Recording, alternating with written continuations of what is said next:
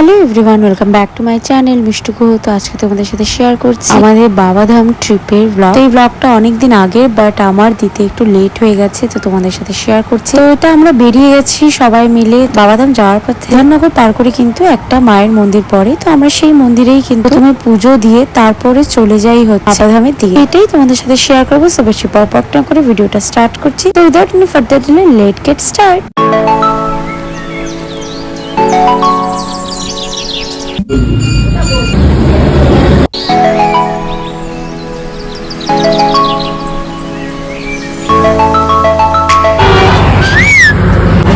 আমরা চলে এসেছি, আর এখানে দেখো দীপন আগে আনারস কাটতে ব্যস্ত, আর মনি ওখানে ভিউ দেখতে ব্যস্ত।